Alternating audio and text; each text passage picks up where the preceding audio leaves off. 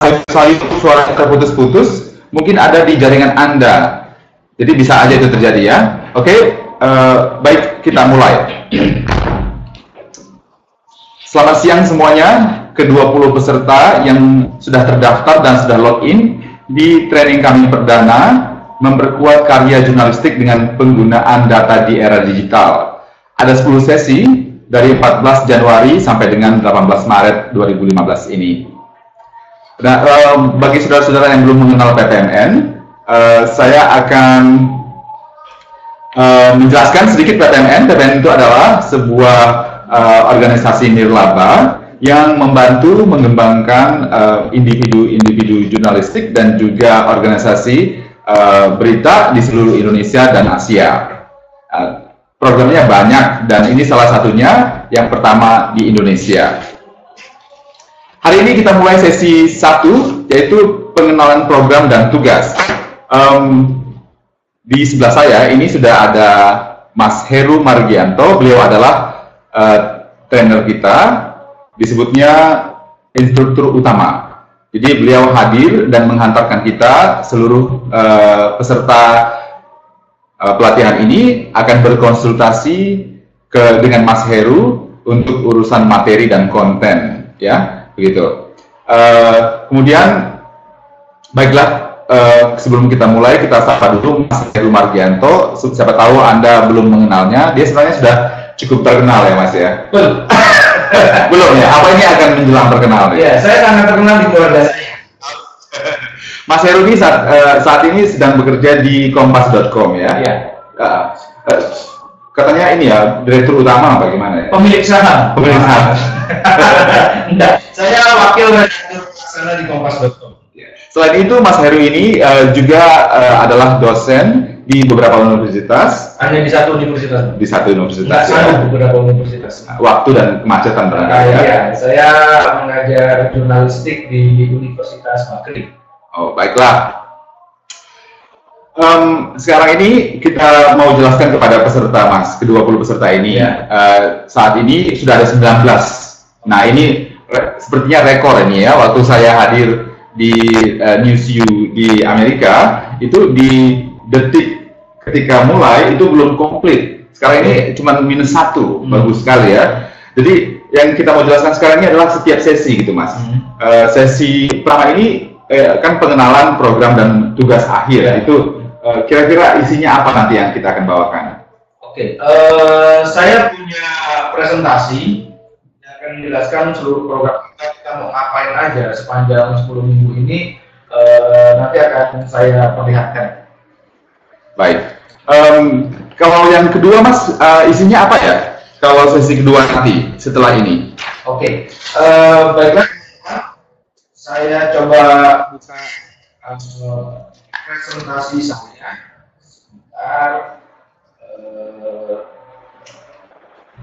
Sebentar. Oke. Sambil menunggu, saya sapa dulu lagi ya lewat chatting room ini ya. Halo semua, apakah sudah oke?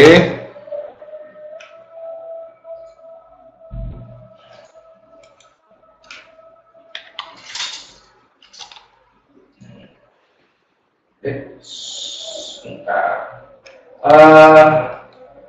Teman-teman, apakah bisa melihat presentasi saya di layar komputer Anda? Nah, dijawabnya di situ ya, di chat room ya. Sudah oke ya? Bagus. Sayup-sayup katanya, mungkin harus lebih dekat. Bisa katanya, bisa lihat, Mas. Oke. Jadi Pak Pakar, mungkin kita bisa review sebentar ya soal program kita selama 10 sesi pertemuan itu. Baiklah. Anda pasti semua sudah tahu bahwa materi yang kita ajukan selama 10 minggu pelatihan ini adalah materi yang berasal dari pointer. Suara naik turun. Oke, mungkin saya terlalu banyak naik-naik. Bagaimana kalau begini? Apakah cukup jelas suara saya? Cukup jelas ya? Suara saya putus. Oke. Coba semuanya, mari bersama-sama latihan. Kalau kalau tidak jelas, sampaikan di sini, sampaikan di chat roomnya. Sekarang sudah mulai jelas katanya Mas, sudah bagus sih. Cuman ada 1-2 saja yang kurang jelas. Oke. Jadi saya ulangi bahwa materi yang kita berasal dari Pointer University. Jadi Pointer adalah lembaga pelatihan jurnalistik, lembaga yang memberi perhatian pada berbagai macam perbaikan tentang jurnalisme di Amerika, dan kita adopsi kemudian di Indonesia. Dan ini adalah saya kira materi pertama yang berasal dari Pointer yang disampaikan dalam bahasa Indonesia. Nah, materi yang kita bawakan sepanjang 10 minggu adalah memperkuat karya jurnalisme dengan menggunakan data di era digital. Ini judul aslinya, Strengthen Your Journalism and Use of Data in the Digital Age. Judul aslinya yang kita terjemahkan dalam bahasa Indonesia. Lalu kan pertanyaannya, kita belajar apa sih selama 10 minggu ke depan ini? Suara Mas Heru kurang jelas itu Mas, coba mungkin didekatkan mic-nya. Sebentar, teknis bekerja untuk mengatur mic.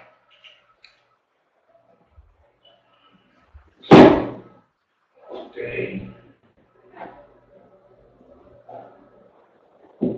Halo, yes. Apakah kali ini lebih baik?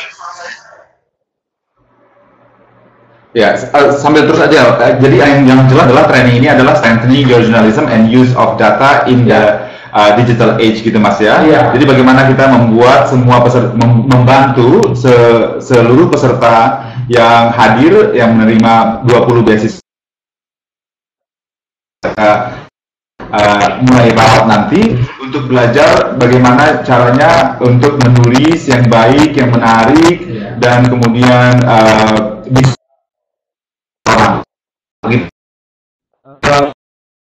kita akan belajar apa selama 10 minggu ke depan? Kira-kira ini Bang, kita akan belajar bagaimana memperkaya tulisan kita dengan data. Kita juga akan belajar soal kaidah-kaidah etik jurnalistik. Kemudian kita akan belajar soal jurnalisme baru, yaitu jurnalisme online. Apakah menulis untuk internet? Apakah menulis untuk koran? Apakah menulis untuk majalah? Apakah menulis untuk televisi atau radio itu sama? Ternyata enggak. Nah, kita akan di sini berdiskusi nanti dalam waktu ke depan bagaimana menulis yang baik untuk internet.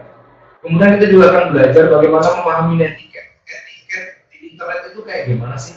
Apakah sama kita bersikap berperilaku di internet dan di dunia nyata, atau dunia nyata dan dunia maya itu bersikapnya sama nggak sih? Nah, kira-kira begitu. Lalu kita juga akan media sosial untuk mempromosikan, untuk mendistribusikan tulisan kita. Kira-kira kita akan belajar hal seperti itu. Bagaimana kita membuat sebuah tulisan yang baik, yang kredibel, yang kemudian bisa dibaca oleh banyak orang di internet. Tidak hanya belajar nulis, kita juga akan belajar bagaimana mendistribusikan tulisan kita dengan efektif, dengan memanfaatkan media sosial. Nah, ada catatan nih Bang soal kita dalam 10 minggu ke depan. Yang pertama adalah kita hanya akan bertemu selama 1 jam dalam 1 minggu. Artinya bisa Anda bayangkan apa yang bisa Anda peroleh dalam 1 jam pertemuan ini. Maka sebenarnya pelatihan kita sepanjang 10 minggu ke depan akan lebih banyak melakukan studi mandiri dengan bahan-bahan yang saya sampaikan kemarin. Ada berbagai macam artikel yang bisa Anda baca, dan kemudian 1 jam setiap hari kita bisa melakukan diskusi tentang bahan-bahan itu dengan saya, dengan Bang Pacar, dan dengan Bang Sumber yang akan kita undang di sini. Catatan kedua adalah studi mandiri. Ada banyak yang bisa Anda baca, bisa Anda revisikan untuk nanti kita diskusikan. Itu catatan pertama. Catatan kedua adalah, nah ini, Anda akan banyak bertemu dengan 2 orang ini. Ada 2 kemungkinan. Kemungkinan pertama adalah kepala Anda pusing, Anda mungkin mual-mual karena terus-terusan bertemu dengan dua orang ini. Tapi itu adalah resiko Anda ya, karena Anda sudah mengikuti pelatihan ini, jadi tak bisa ditawar bahwa Anda akan mengalami yang kayak gitu. Tapi yang penting adalah bahwa saya berharap dalam setiap pertemuan kita, mari kita berdiskusi tentang bahan-bahan yang kita baca, dan juga yang penting adalah kekayaan pelatihan ini saya kira tidak pada pengalaman kami atau bahan yang kami tawarkan, tapi pada pengalaman kami di sini tidak mempretensikan diri kami sebagai orang yang paling tahu atau guru atau apapun gitu ya. Kami tidak ingin seperti itu. Kami adalah partner diskusi Anda yang memfasilitasi terjadinya sharing pengalaman antara Anda di seluruh Indonesia. Saya kira itulah yang penting, pengalaman kita sebagai jurnalis, sebagai penulis selama ini. Dalam 1 jam pertemuan kita setiap hari Minggu, mari aktif berdiskusi, melakukan tanya jawab atas bahan-bahan yang kita sampaikan. Itu catatannya. Kemudian masuk ke pertemuan. Lalu kita mau ngapain 10 minggu ke depan, gitu kan Bang? Ya, betul. 10 minggu ke hari ini adalah highlight soal program selama 10 minggu depan. Lalu minggu depan itu pertanyaan pasar. Minggu depan kita akan ini, Dasar-dasar jurnalisme dan etika ya. Iya. Ini ya. Kita akan berdiskusi soal etika jurnalistik pada praktiknya kayak gimana sih? Saya kira ini menjadi diskusi yang sangat menarik. Ada bahan-bahan yang akan saya share kepada Anda, sejumlah artikel yang sangat menarik soal etik jurnalistik. Ya, kayak memang di Newsyum ada sejumlah bahan. Ada beberapa yang sudah kami terjemahkan, tapi juga ada beberapa referensi yang belum kami terjemahkan, bisa Anda baca. Dan yang menarik adalah dari bahan itu menurut saya, pertama itu adalah catatan global tentang kode etik jurnalistik yang dipraktikkan di sejumlah negara. Ada catatan soal Brasil, ada catatan kode etik di Asia Tenggara, juga ada catatan. Nah, yang menarik kemudian kita bisa merefleksikan bagaimana kode etik itu berlangsung atau dipraktikkan dalam konteks Indonesia. Nah, kira-kira insya Allah ya Bang, kita akan bertemu dengan anggapan pers, betul Bang? Saya kira akan menarik mendiskusikan berbagai macam persoalan etik jurnalistik, apalagi kan kita baru saja keramaian menyangkut pemberitaan di Indonesia, apakah itu Pilpres kemarin, lalu juga belum lama ada Air Asia. Saya kira ada banyak hal yang menjadi diskusi. Itu Bang, yang kedua besok yang akan kita. Baiklah, nanti kan untuk singkatnya tentang setiap sesi yang akan kita sampaikan setiap Rabu jam 12 tepat waktu Indonesia Barat itu sudah Anda bisa lihat di informasi yang sudah dikirimkan ke email Anda masing-masing gitu. Jadi sekarang kita ini langsung masuk aja ke yang hari ini. Oke. Saya kira semuanya ingin tahu sebenarnya apa tujuan training ini gitu ya. Kira-kira apa yang akan mereka dapat, supaya apa mereka mengikuti pelatihan ini. Tadi saya dengar Mas Heri sudah menjelaskan bahwa kita bukan guru, tetapi kita meramu semuanya menjadi satu keseluruhan yang berguna buat semua orang yang berminat menulis dengan baik dan perlu dan bisa dibaca oleh sebanyak-banyaknya orang. Apa kira-kira Mas? Iya, jadi training ini memang ditujukan kepada para penulis, tidak hanya wartawan, mereka yang berkecimpung dalam dunia tulis menulis, terutama di internet. Kita tahu bahwa dunia adalah dunia yang akan informasi. Setiap orang memiliki kesempatan apapun yang mereka sampaikan. Setiap orang mendapatkan apapun yang mereka inginkan. Media sosial, Facebook, dan macam-macam. Tapi persoalannya begini, ada banyak informasi, sekaligus informasi itu tidak terjamin kredibilitasnya. Media mainstream hari ini masih berperan sebagai sumber informasi yang kita yakini kredibel. Nah, ketika ada banyak masyarakat kesempatan untuk menyampaikan gagasan mereka melalui blog dan berbagai macam media sosial, alangkah baiknya kalau tulisan itu kemudian juga menjadi sumber informasi yang kredibel selain media-media mainstream. Maka tujuan dari pelatihan ini adalah ada generasi penulis baru yang bisa menyampaikan tulisan mereka, menyampaikan gagasan mereka dalam perspektif jurnalistik meskipun mereka bukan wartawan dan kredibel dengan data, dengan prinsip-prinsip jurnalistik, sehingga kita bisa mendapatkan informasi yang baik di dunia maya dari tulisan itu. Iya, baik Mas, terima kasih.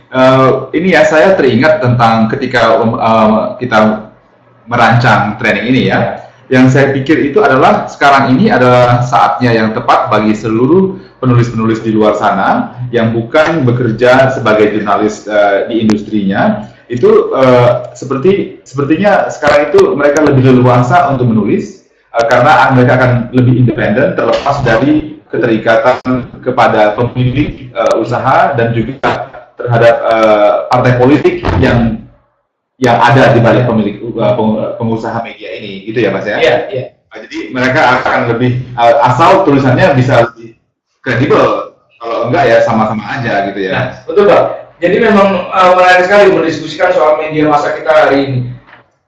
Media mainstream, apakah itu koran, apakah itu televisi, apakah itu radio, saya ini kan dipandang sebagai media yang kredibel dalam arti perspektif jurnalistik mereka. Cuman pertanyaannya adalah bagaimana kredibilitas itu bisa kita yakini ketika ada banyak media yang berselingkuh misalnya dengan partai politik, berselingkuh dengan kekuatan ekonomi dengan kepentingan tertentu gitu. Maka ketika situasi yang menjadi seperti itu, saya kira kemudian masyarakat siapapun yang ingin memberikan informasi atau tulisan mereka bisa menawarkan sebuah cara pandang, bisa menawarkan sebuah tulisan-tulisan baru yang insya Allah kemudian kita berharap tulisan itu menjadi kredibel karena dilakukan dengan kaedah jurnalistik misalnya. Kalau itu terjadi, saya kira dunia maya kita akan dipenuhi dengan informasi-informasi yang sangat baik. Yang hari ini kita tahu banyak tulisan, tapi juga tidak sedikit catatan yang baik. Kita kemudian ini ya. Jadi gini Mas, kita dalam 10 sesi ini kita itu membantu bekerja sama dengan seluruh peserta agar bagaimana pada ujung acara ini semuanya bisa membuktikan bahwa apa yang didapat dari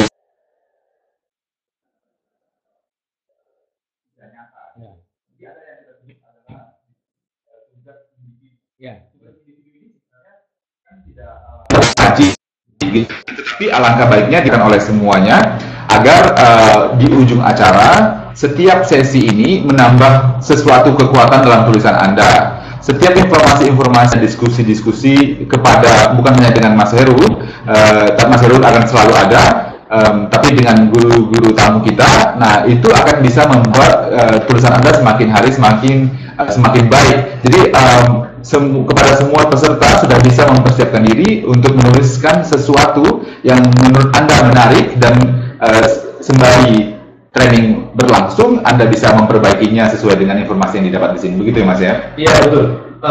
Tugas ini memang tidak wajib, tapi tugas ini bisa digunakan sebagai wadah, sebagai peluang untuk mempraktikkan apa yang kita diskusikan setiap kali kita bertemu, juga mempraktikkan berbagai macam bacaan dan bahan yang Anda dapatkan dalam pelatihan ini.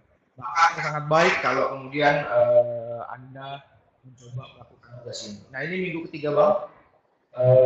Minggu ketiga kita akan belajar soal writing. Gimana sih proses menulisnya yang baik itu? Kadang-kadang kan ketika kita menulis, pernah Anda mengalami stuck. Ada begitu banyak ide di kepala, tapi ketika Anda berpikir komputer, tahu menulis apa? Kita akan berdiskusi bagaimana proses menulis sehingga semuanya bisa mengalir. Itu pada minggu ketiga. Lalu minggu keempat kita akan belajar soal online jurnalisme online yang tadi saya katakan bahwa ternyata menulis di internet itu tidak sepenuhnya sama dengan media cetak. Karena internet ada tertentu medium khusus yang memiliki karakteristiknya yang khas sehingga ada cara-cara tertentu yang harus kita sesuaikan dengan karakteristik itu. Insya Allah kita akan dengan Mas Suwarjono. Mas Suwarjono ini berpengalaman dia online karena Mas Suwarjono dulu adalah betul Mas Suwarjono adalah remaja Jakarta, dia mantan wartawan Detikcom yang mendirikan Okezone. Setelah mendirikan Okezone, dia mendirikan Viva, Viva News, dan sekarang bekerja di Suara. Jadi dia sudah berpindah ke sana kemarin membangun media-media baru dan tahu bahwa media yang pernah garapnya cukup baik dan terkenal, artinya trafiknya baik. Lalu ini yang sangat menarik. Saya kira ini salah satu substansi dari pelatihan kita dalam 10 minggu depan, yaitu data jurnalisme. Data jurnalisme kita bagaimana kita memanfaatkan data sehingga menjadi mumpuni dalam kita. Kita akan bertemu dengan seorang peneliti, bukan karya-karyanya soal bertemu dengan Mas Hari Susanto dari Kata Data. Kalau Anda mengikuti Kata Data, saya kira adalah satu-satunya media yang banyak menampilkan karya-karya jurnalistik mereka tidak dalam bentuk-bentuk tulisan yang panjang-panjang, tidak dalam bentuk video atau berbagai macam platform multimedia, tapi kayaknya yang paling khas dari Kata Data adalah grafis-grafis yang mereka sampaikan sehingga informasi yang terlihat rumit dengan berbagai macam data yang ada menjadi sangat ringan dan mudah dicerna. Kita akan berdiskusi dengan Mas Hari pada minggu kelima 11 Februari 2015. Kemudian berikutnya adalah minggu ke-6 kita akan berdiskusi mengenai multimedia journalism. Jadi kita tahu bahwa terima kasih, alhamdulillah suara saya menjadi sudah jelas. Ya, pada minggu ke-6 kita akan berdiskusi mengenai multimedia journalism.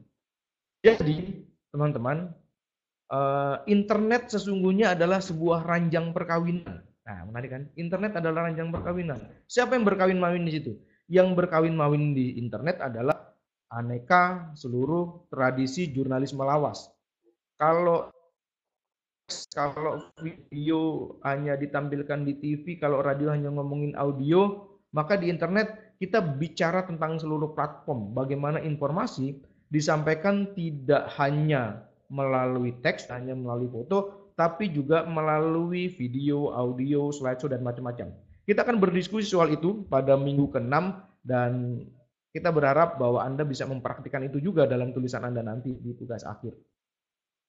Minggu ke-7, ini dia.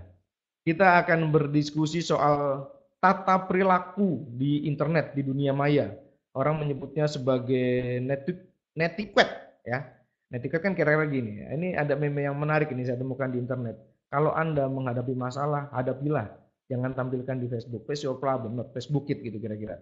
Kita akan berdiskusi dengan Kang Pepi Nugraha. Mungkin sebagian dari Anda ada yang pernah tahu dengan Kang Pepi. Kang Pepi adalah pendiri dan pengelola Kompasiana sampai hari ini. Dia memiliki program netiquette di kompas.com. Secara berkala dia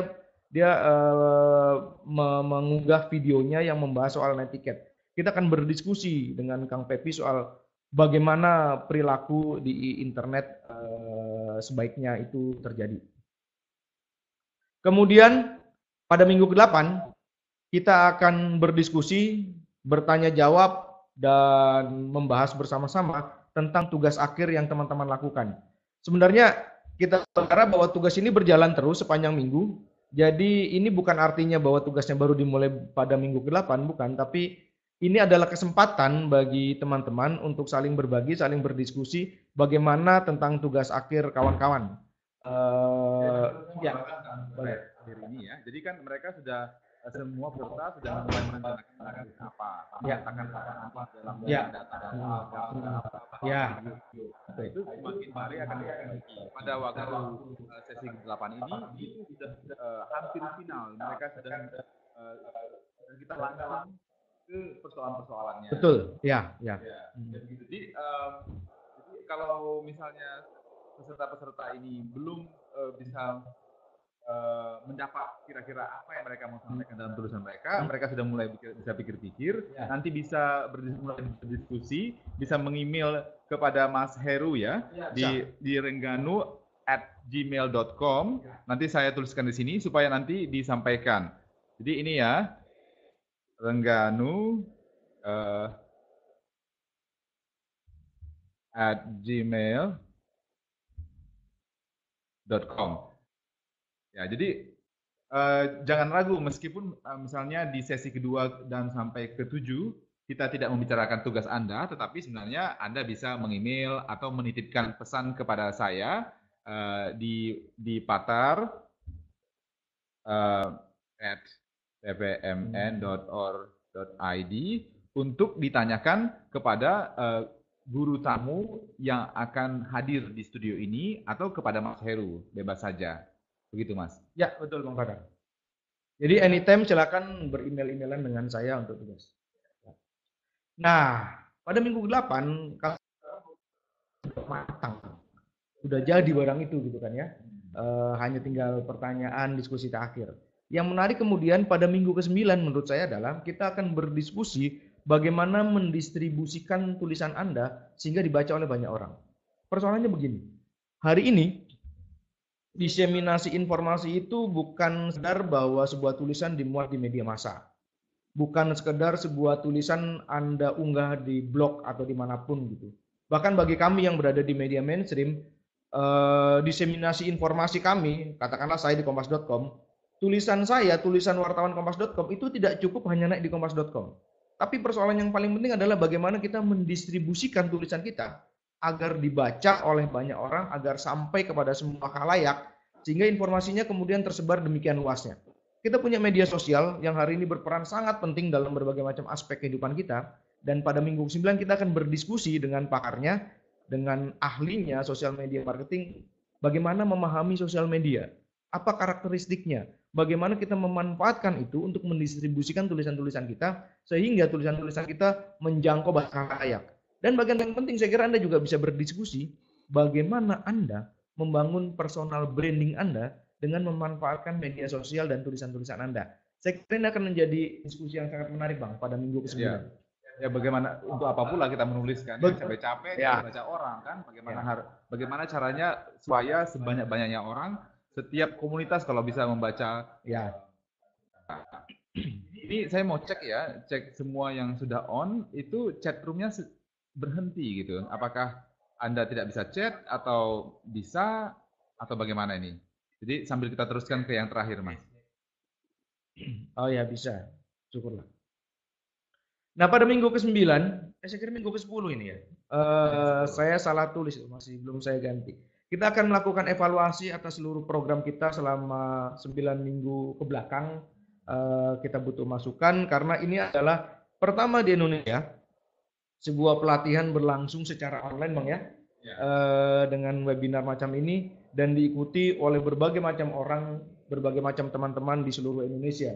Sehingga kita akan melakukan evaluasi pada minggu ke-10, minggu terakhir, Bang. Ya, kalau bagi kami ya, kami ingin mendengar dari seluruh peserta apa yang Anda alami dalam 9 sesi sebelumnya, kira-kira bagaimana memperbaikinya, lalu masukan-masukan Anda itu bisa kami gunakan untuk perbaikan depannya gitu. Untuk keuntungan Anda, keperluan Anda sendiri, kita akan tetap meneruskan sharing-sharing ini di dalam komunitas yang baru nanti akan dibangun, sehingga meskipun kita sudah selesai 10 sesi, training sudah selesai, tetapi kita masih bisa tetap terus saling membantu, saling membantu rekan kita lainnya untuk menjadi lebih baik lagi. Mas, sekarang kita masuk ke langsung ke sesi berikutnya, Mas ya. Oke. Sesi berikutnya itu adalah ini, Mas. Kita sudah berlangsung selama 30 menit. Sudah 30 menit ya. Kita punya 30 menit lagi untuk menjawab pertanyaan-pertanyaan dari seluruh peserta yang ada di sini. Jadi pertanyaan-pertanyaan Anda silahkan dimasukkan di chat, nanti akan dijawab oleh Mas Heru. Nanti kalau ada yang kelewatan, tolong ingatkan kami lagi. Terima kasih, silakan. Mas Heru sementara ini sementara kita menunggu pertanyaan, kira-kira pengalaman Mas Heru Mas Heru dekat dengan sebuah komunitas bloggers yang katanya terbesar di Indonesia ya. Nah itu masalahnya apa? Kan sekarang kan orang banyak mau menulis, banyak bisa menulis, sudah mencoba menulis dan dibaca orang, tapi banyak yang tak layak gitu ya. Saya tidak begitu tahu tak layak karena apa. Tidak terpercaya datanya atau tidak bagus tulisannya. Kira-kira bagaimana, Mas? Di media sosial itu kan ada banyak sekali informasi. Saya nggak tahu apakah Anda sepakat dengan saya. Saya merasa begini kalau di Facebook.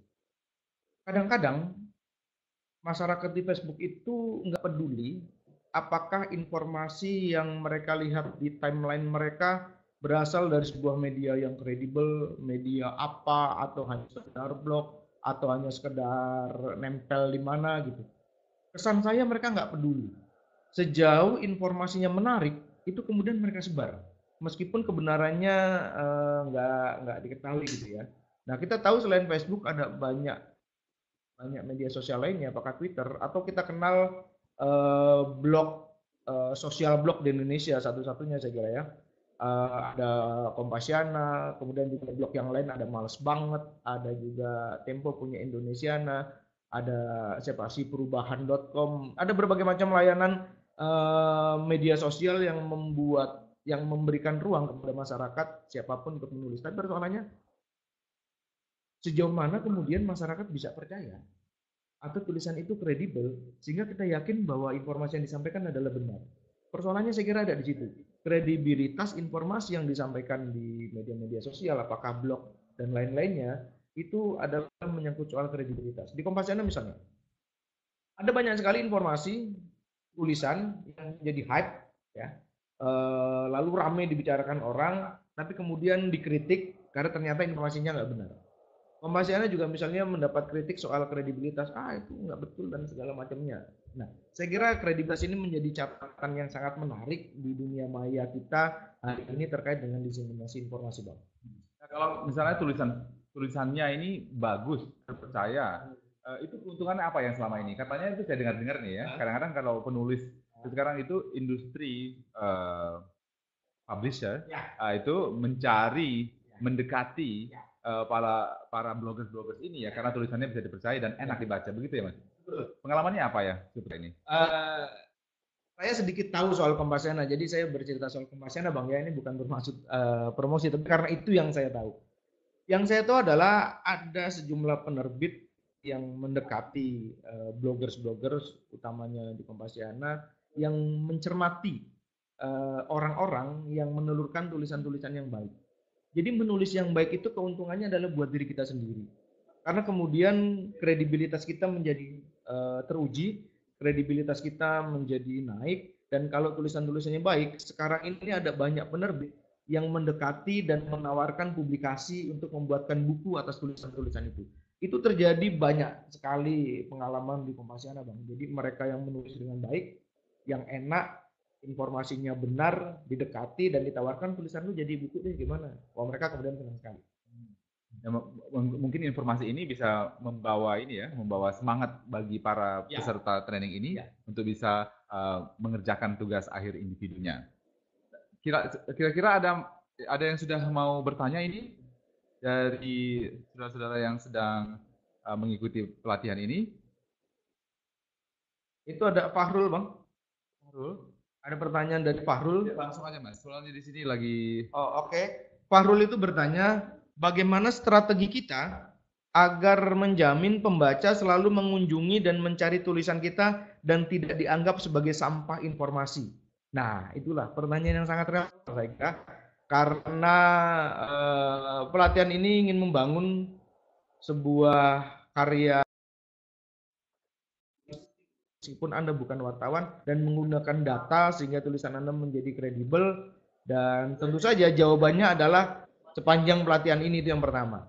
Dan secara khusus bagaimana strateginya, saya kira pada minggu ke-7 soal social media marketing kita akan berdiskusi banyak Fahrul soal itu. Bagaimana strateginya supaya blog kita itu terus dikunjungi, bagaimana caranya supaya tulisan kita tersebar dengan masif. Saya kira kita akan berdiskusi mengenai social media marketing. Jadi yang diperdagangkan, yang dimarketingkan di dunia maya bukan cuma barang, Bang. bukan cuma bagaimana kita berjuang perang, tapi saya kira menjual tulisan, menjual profil diri gitu ya, membranding itu menjadi tren hari ini di sosial media. Sangat dimungkinkan ya. Betul, sangat Banyak dimungkinkan. ada aplikasi-aplikasi baru selalu setiap saat ya.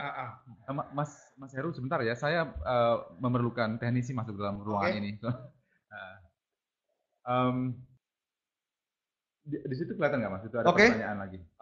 Ini berikutnya ada pertanyaan dari Farul, saya kira itu jawaban saya. Lalu kemudian ada pertanyaan berikutnya Rofiki.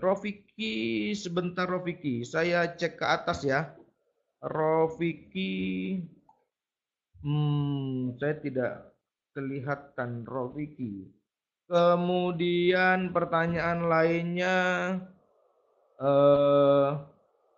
nah semisal ini dari Agus Pambudi. Semisal ada kekeliruan dalam penulisan dan penyampaian data yang sudah diupload di web atau di blog, lalu pertanyaannya, apa langsung bisa dilakukan sekaligus? Maksudnya dilakukan ralat. Oke, dilakukan ralat. Oke Rofiki, pertanyaanmu saya lihat. Nanti saya jawab setelah saya menjawab pertanyaan Agus Pambudi. Iya. Jadi tentu saja ketika kita mengunggah sebuah tulisan kita di blog di dunia maya dan kemudian kita menyadari kemudian ada kesalahan, maka kewajiban kita untuk melakukan ralat atas tulisan itu. Keenakannya, jadi keuntungannya di dunia internet adalah kita bisa dengan mudah melakukan koreksi atas tulisan-tulisan kita. Sangat berbeda dengan di televisi atau di radio atau di media cetak. Sekali kita melakukan kesalahan, maka susah banget untuk melakukan ralat. Ralat hanya bisa dilakukan pada perbaikan edisi berikutnya. Itu kalau di media cetak. Tapi di internet, ketika kita melakukan kesalahan dan kita sadar bahwa ada kesalahan, saat itu juga kita bisa melakukan perbaikan. Maka ya jawabannya, ketika Anda menyadari ada kesalahan, segeralah perbaiki kesalahan Anda. Lalu kemudian gambaran tugas, pertanyaan dari Rofiki Hasan. Gambaran tugas akhir itu seperti apa? Gambarannya begini.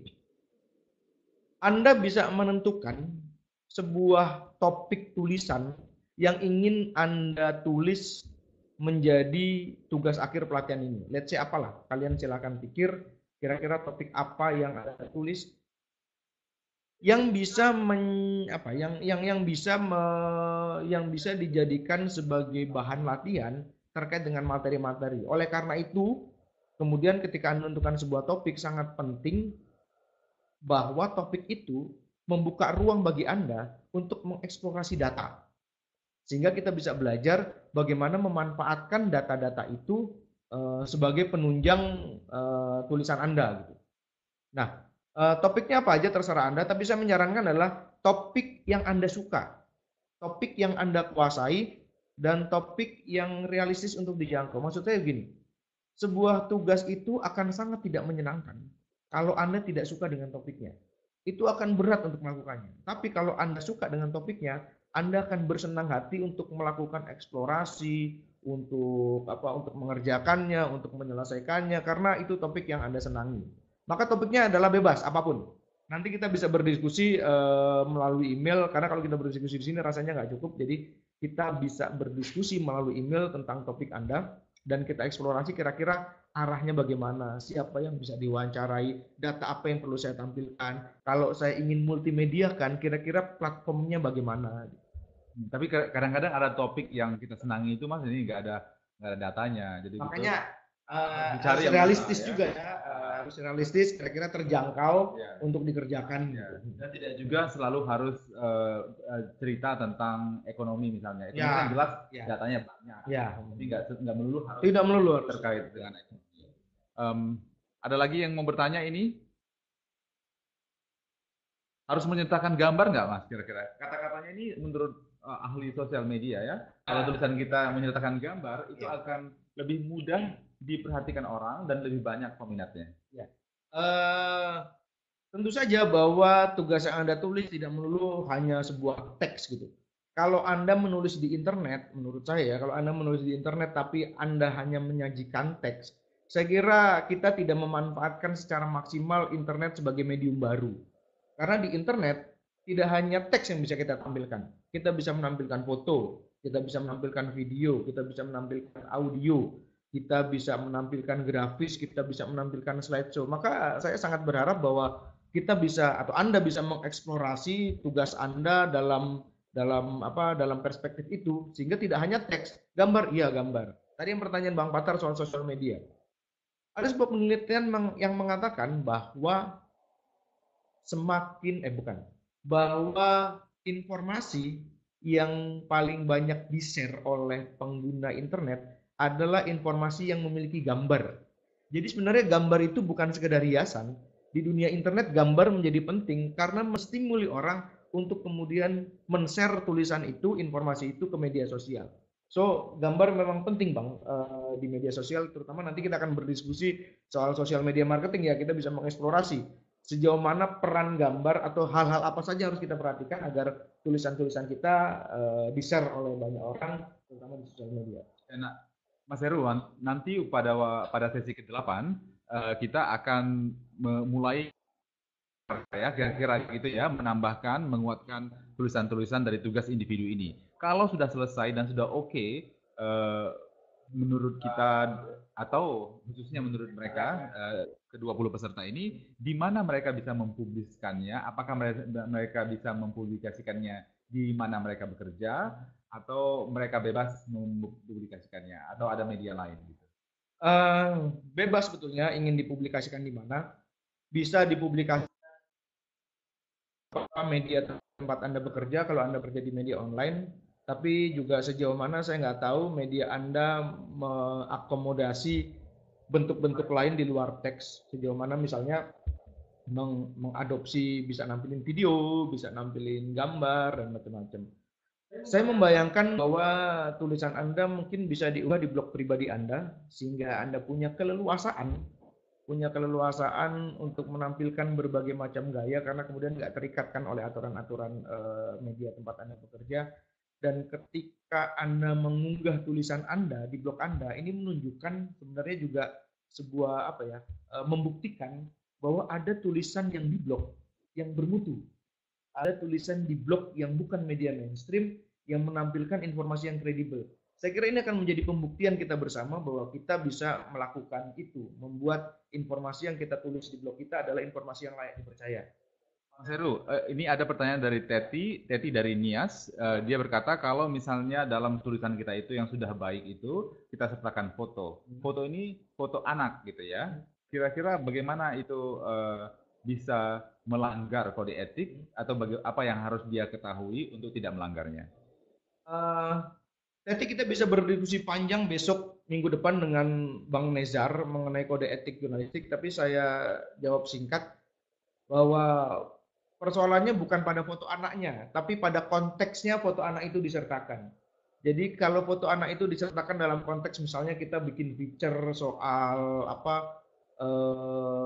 feature soal kegembiraan anak-anak di sebuah desa gitu, oke saja gitu. Tapi kalau anak itu dalam konteks dia adalah korban perkosaan misalnya, atau dia adalah korban tindak kriminal, itu yang kita anggap sebagai batasan etik yang tidak selayaknya foto itu hadir di sana. Nah, ini kalau nanti tulisannya sudah jelas, sudah bagus gitu, siap dipublikasikan, itu kira-kira saya kira pertanyaan-pertanyaan ini Mas ya, maaf nih sebelum saya tanyakan ya, saya kira nanti sudah ada sebenarnya guru-guru tamu yang akan menjawab pertanyaan-pertanyaan ini. Contoh ya, pertanyaan yang disampaikan oleh Teti, nanti besok bisa ditanyakan ke Mas Nezar. Ada yang bagaimana supaya blog dan tulisan kita itu, informasi-informasi yang kita sampaikan itu bisa dibaca sebanyak-banyaknya orang. Itu bisa ditanyakan ke sosial media nanti di penghujung sesi ini. Ada masukan dari Luh De Suryani, Luh ini dari Bali, katanya kadang-kadang supaya banyak dibaca orang, kita memakai judul yang provokatif atau yang menohok gitu, yang langsung menarik perhatian. Betul ya? Iya, ada benarnya bahwa jurnalisme online itu memberi perhatian yang sangat khusus pada judul. Sesuatu yang nggak pernah berlaku dalam tradisi jurnalisme, apakah TV, radio, atau cetak yang nggak memberi perhatian pada judul. Majalah atau cetak memberi perhatian pada judul, tapi dalam konteks yang berbeda. di online memberikan perhatian pada judul itu terkait dengan klik. Nah, kita akan berdiskusi banyak soal ini dengan Mas Suwarjono pada minggu keberapa tuh Bang ya, Mas Suwarjono? Ketiga saya kira ya, diskusi soal jurnalisme online. Ini menjadi bagian yang khas di jurnalisme online terkait dengan judul. Anda juga bisa menyampaikan kritik nanti mengenai jurnalisme online di Indonesia pada praktiknya dan kita bisa berdiskusi. Baik. Gini Mas, Ya. kepada semua peserta yang sudah login, saya mau menjelaskan bahwa sekarang sudah jam 9.45, kita hanya punya waktu, bukan 9.45, maaf, jam 12.45 ya. Kita hanya punya waktu 15 menit ke depan sebelum kita sudahi program kita hari ini. Sekarang ada nggak Mas Heru yang mau disampaikan kepada para peserta? Kira-kira minggu depan itu konkretnya apa yang akan kita bicarakan gitu? Apa yang mereka layak 60 menit minggu depan dengan Mas Nezar ini bisa benar-benar maksimal. Oke. Ini teman-teman, minggu depan saya akan share kepada Anda sejumlah artikel menyangkut kode etik jurnalistik di berbagai dunia. Ini bahan dari Pointer yang menurut saya pada beberapa bagian itu sangat Amerika banget gitu. Seringkali kita ngerasa ini Amerika banget, nggak kontekstual di kita. Tapi ada nilai dasarnya yang sebenarnya universal dari kode etik itu. Nah, ada baiknya kemudian kalau Anda membaca ini kita bisa melakukan apa istilahnya reading reflective reading gitu ya, membaca dengan reflektif dan kira-kira kemudian bertanya pada diri kita kalau di Indonesia konteksnya apa yang relevan tentang topik-topik ini, misalnya mengenai universalitas gitu ya, mengenai pluralisme. Kalau di mana di Amerika kemudian contohnya yang selalu diangkat dalam berbagai macam isu soal kode etik adalah soal ini loh, ya kulit hitam dan kulit putih. Kalau di ya mungkin ada konteks lain yang lebih menarik untuk kita diskusikan, pengalaman Pilpres kemarin kah atau pengalaman Air Asia ini juga ada berapa banyak kasus. Saya kira bahan-bahan bacaan yang nanti akan saya share itu bisa menjadi bahan untuk diskusi kita minggu depan dengan Nezar Patria, sehingga ketika kita hadir kembali di ruangan maya ini minggu depan kita sudah punya bahan untuk berdiskusi dengan Nezar. Baik Mas. Ini ada masukan dari Agus Pambudi sambil kita menunggu pertanyaan lain. Kita masih punya waktu 10 menit ya. Ini dia bilang ini Agus bilang banyak juga jurnalis-jurnalis ini yang malas mencari narasumbernya gitu atau jadi langsung copy paste aja, ambil dari online, dari internet gitu supaya mudah. Itu banyak pengalamannya Mas. Ada yang fatal nggak Mas dari pengalaman Mas? Ada yang fatal. Yang fatal kalau ketahuan editornya pasti kemudian dimarahi. Tapi kekhawatiran yang paling besar menurut saya begini.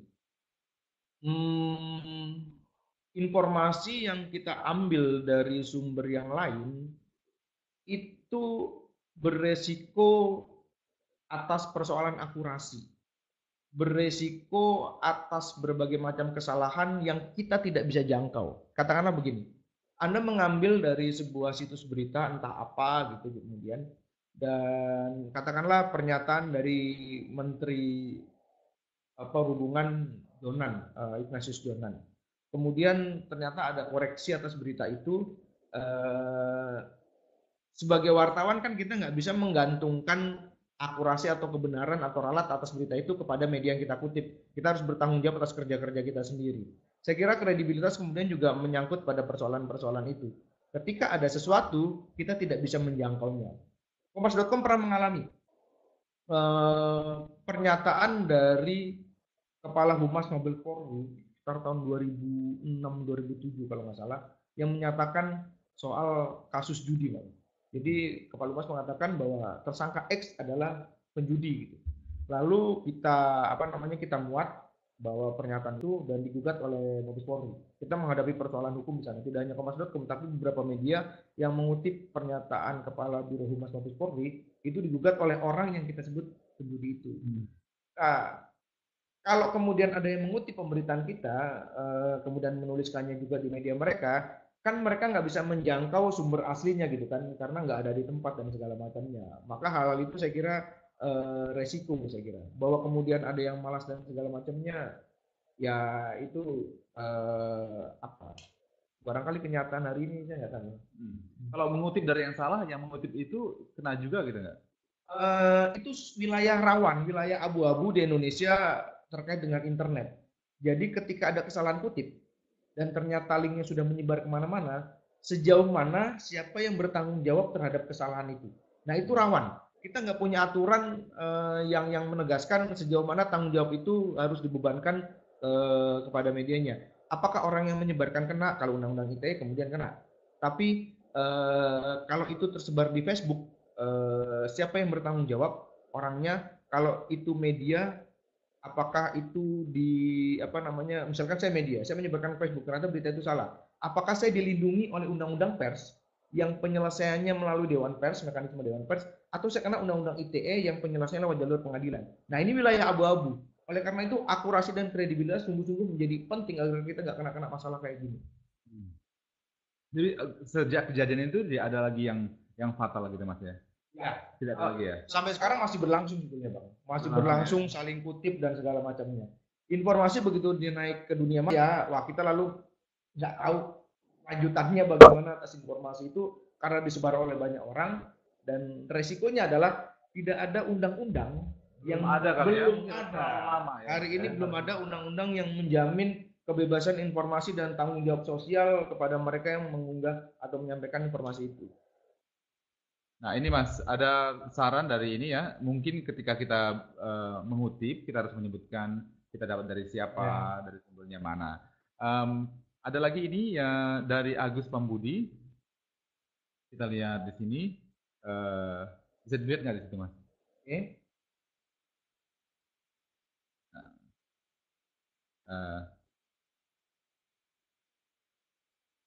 Bagaimana dari Lenggo ya, dari Lenggo. Bagaimana kalau kita mencantumkan sumber berita yang kita kutip itu, misalnya disadur dari kompasiana.com atau yang lainnya, itu bagaimana Mas? Ya itu prosedur ketentuan yang umum sudah selayaknya kalau kita mengutip sebuah informasi dari situs tertentu atau sumber lain, kita sebutkan sumbernya. Itu juga adalah bagian dari kredibilitas karena kemudian orang bisa mengacu pada sumber aslinya. Kalau itu tidak kita sebutkan sumbernya dari mana, itu namanya pencurian menurut saya. Kita mencuri informasi, kita mencuri hak cipta yang kita akui sebagai karya kita. Maka memang selayaknya kalau Anda mengutip berita, informasi dari manapun, selayaknya sumbernya dicantumkan. Ini ada ya ini Mas yang menarik ini dari apa ini? Fatul, ya. Ada seorang jurnalis senior menggunakan etika jurnalistik untuk online yang longgar. Artinya bisa belakangan, konfirmasinya belakangan gitu. Bisa nggak ini ya? Bagaimana? Jadi dia membenarkan jurnalistik yang longgar gitu ya. Konfirmasi nanti aja. Oke. Oleh jurnalis senior ini. Ini yang menarik. Dunia online ini itu mengoyak-ngoyak pakem jurnalistik lama. Di antaranya menyangkut soal verifikasi, menyangkut soal konfirmasi, menyangkut soal cover both side, kebangan berita. Saya kira akan menjadi salah satu topik diskusi yang menarik di sesi Mas Suwarjono nanti mengenai jurnalisme online dan praktik jurnalisme online di Indonesia. Memang ada yang berbeda. Ada yang bilang bahwa itu nggak berimbang dong beritanya, itu nggak cover both side dong beritanya. Tapi ada yang bilang sebenarnya bukannya cover both side, bukan nggak berimbang dan nggak konfirmasi, tapi memang hadir dalam bentuk yang berbeda karena konfirmasinya datang belakangan. Ada yang menerima kenyataan itu, tapi ada yang bilang nggak bisa diterima kenyataan itu. Nah, nanti kita akan diskusi dengan Mas Warjono yang juga Ketua AJI Indonesia. AJI pernah mengeluarkan buku, sebuah kajian soal bagaimana pergeseran praktik jurnalisme di Indonesia terkait dengan hadirnya media online. Ini Mas ada ini pertanyaan dari Asnil, langsung diarahkan ke kompas.com ini, yang punya karyawan segitu banyak. Kompas.com Asnil tanya soal etika dan pertanggungjawaban konten berita pada perusahaan yang punya anak usaha media gemuk banget. Contoh, ketika Kompas.com mengutip Tribunnews, kemudian hari ternyata berita dari Tribunnews itu ada kesalahan, lantas siapakah yang bertanggung jawab dan siapa yang harus meralat, prosedurnya bagaimana? Nah, betul sangat relevan, sesuatu yang bisa kita diskusikan juga dengan dalam sesi jurnalisme online, tapi saya bisa share di sini. ada kesepakatan apa tidak tertulis di Dewan Pers saya kira ya, di pedoman pemberitaan media cyber, yang bertanggung jawab ketika ada kesalahan adalah media yang pertama kali memuat berita itu. Misalkan kompas.com mengutip dari Tribunnews dan ternyata Tribunnews salah, maka yang punya tanggung jawab pertama-tama adalah Tribunnews untuk memperbaiki beritanya.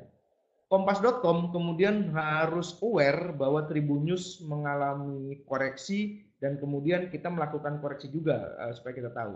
Kalau di kompas.com kami bekerja sama dengan sejumlah media di bawah perusahaan Kompas Gramedia, itu ada komunikasi antar media itu sehingga ketika terjadi apa-apa kemudian kita tahu atau media lain tahu. Misalkan ketika ada koreksi terhadap pemberitaan kompas.com yang dikutip oleh Tribunnews atau Kontan dan kompas.com mendapat kritik dan melakukan ralat, maka kemudian kita wajib memberitahu kepada mereka bahwa kita melakukan ralat sehingga kemudian mereka memperbaiki. Begitu juga sebaliknya.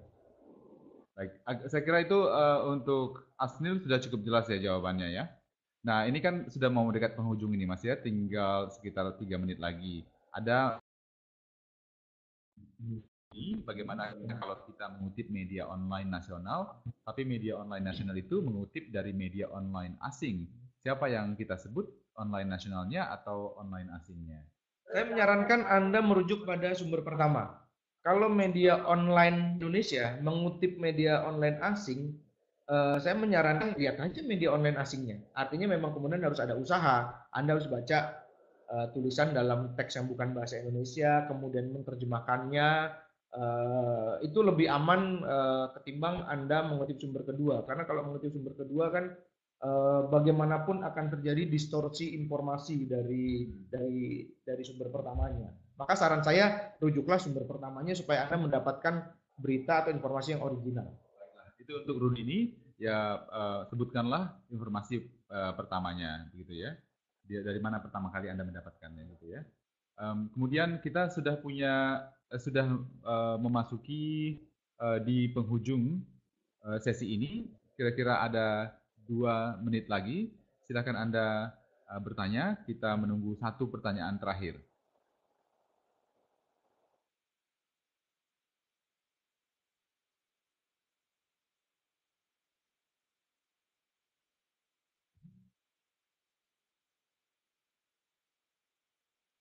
Dan ini juga menarik memang Bang, persebaran informasi itu terjadi di sejumlah media yang memiliki banyak sekali anak media gitu ya. Jadi kan kita mengenal di Indonesia ini atau dimanapun di dunia istilah konglomerasi media.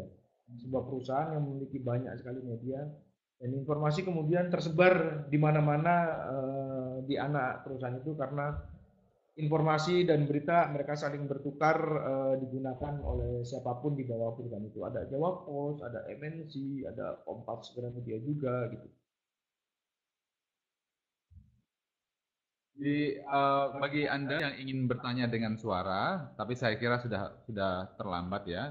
Sebenarnya Anda juga bisa melakukannya dengan memilih ada raise hand di situ. Ada klik icon senyum dan pilih raise hand. Tapi baiklah kita akan coba hal itu nanti pada sesi dengan Mas Nezar minggu depan hari Rabu. Karena saat ini sudah habis gitu ya, sudah tinggal 1 menit kurang. Ini ada usulan dari Lu, ya usulan untuk kelas berikut fokus pada 1 poin lalu didiskusikan. Ya, usulan yang baik. Ya, usulan yang baik diterima Lu, nanti kami sampaikan kepada gurunya. Sebenarnya kalau 60 menit ini bisa dibagi 2 ya, satu misalnya bisa dibagi per 15 menit, 15 menit pertama untuk presentasi, kemudian berikutnya masuk langsung hal yang bisa didiskusikan bersama. Baiklah, terima kasih untuk semuanya yang sudah online. Terima kasih untuk seluruh pertanyaan-pertanyaan. Terima kasih banyak untuk Mas Heru yang sudah begitu dalam untuk membantu kita semua peserta-peserta yang sudah online hari ini. Minggu depan pada tanggal 21 Januari kita akan memasuki sesi kedua yaitu etika dan dasar-dasar jurnalisme, peliputan dan penulisan berita dengan tamu Mas Nezar. gitu Mas ya. Iya, Nanti, terima kasih juga semuanya sudah hadir bersama kita ya pada siang hari ini. nanti kalau ada yang mau ditanyakan lagi terkait diskusi hari ini, Anda silahkan menghubungi kami di tadi yang saya sudah ketikkan di ruang chat, namanya alamat emailnya rengganu@gmail.com, atau bisa juga disampaikan kepada saya supaya nanti saya sampaikan kepada guru yang Anda tujukan, misalnya Mas Heru atau Mas kepatar@tpmn.org.id. Untuk semuanya saya ucapkan selamat siang. Satu lagi ada materi yang bisa menambah informasi yang sudah Anda dapatkan dari kami hari ini yang bisa ditemukan di www.newsu.org. Saya ulang ya, www.newsu.org. Baik, terima kasih. Selamat siang, sampai jumpa minggu depan pada pukul 12 tepat waktu Indonesia bagian Barat. Oke, sampai jumpa minggu depan. Nanti saya kabari soal bahan-bahan di Newsu yang jadi bahan diskusi kita untuk minggu depan. Bye-bye.